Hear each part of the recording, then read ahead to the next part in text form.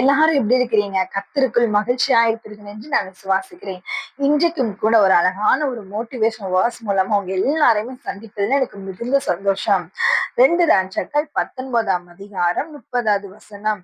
யூதா வம்சத்தாரில் தப்பி மீந்திருக்கிறவர்கள் மறுபடியும் கீழே வேர்பற்றி மேலே கனி கொடுப்பார்கள். பிரியமானவர்களே, மறுபடியும் கீழே வேர்பற்றி மேலே கனி கொடுப்பார்கள். உங்களையும் என்னையும் பார்த்துதான் தேவன் இந்த வார்த்தையை சொல்லிக் கொண்டிருக்கிறார்.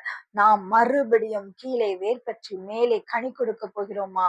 உங்களால விசுவாசிக்க முடிகிறதா? விசுவாசிங்கள், அப்பொழுது தேவனுடைய மகிமையை நீங்கள் காண்பீர்கள். பிரியமானவர்களை, இங்க என்ன நடக்குது? இஸ்ரவேல் ஜனங்கள் கர்த்தருக்கு விரோதமாக பொல்லாப்பான காரியங்களை செய்து கர்த்தரின் பார்வைக்கு மிகவும் பொல்லாப்பான காரியங்களை செய்தபடினால தேவன் இஸ்ரவேல் ஜனங்களை சிதறடிக்க பண்ணுகிறார்.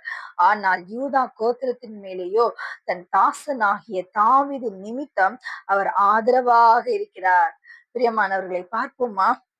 2 ராஜாக்கள் 17ஆம் அதிகாரம் 16ஆம் வசனம். தங்கள் தேவனாகிய கர்த்தரின் கற்பனைகளை எல்லாம் விட்டு 2 கன்று குட்டிகளாகிய வார்ப்பித்த விக்கிரங்களை தங்களுக்கு உண்டாக்கி விக்கிர தோப்புகளை நாட்டி வானத்தின் சேனைகளை எல்லாம் பணிந்து கொண்டு பாகாலை சேவித்தார்கள். அவர்கள் தங்கள் குமாரரையும் தங்கள் குமாரத்திகளையும் தீக்கடக்க பண்ணி குறி கேட்டு நிமித்தங்கள் பார்த்து கர்த்தருக்கு கோபம் உண்டாக்கி அவர் பார்வைக்கு பொல்லாப்பானதை செய்கிறவர்களுக்கு தங்களை விற்று போட்டார்கள். ஆகையால் கர்த்தர் இஸ்ரவேலின் மேல் மிகவும் கோபமடைந்து அவர்களை தம்முடைய முகத்தை விட்டு அகற்றினார்.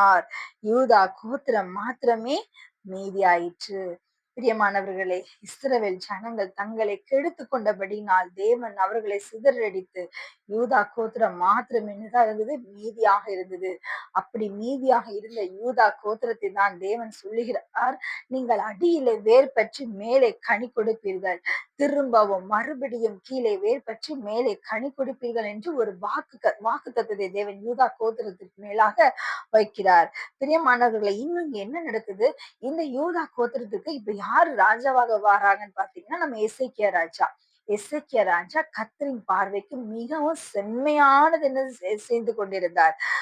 பிரியமானவர்களை, அவர் மிகவும் தேவனுக்கு முன்பதாக அவர் பயபக்தியோடு இருந்தார். எப்படி பார்த்தோம்னா 2 ராஜாக்கள் 18ஆம் அதிகாரம் 3ஆம் வசனம்.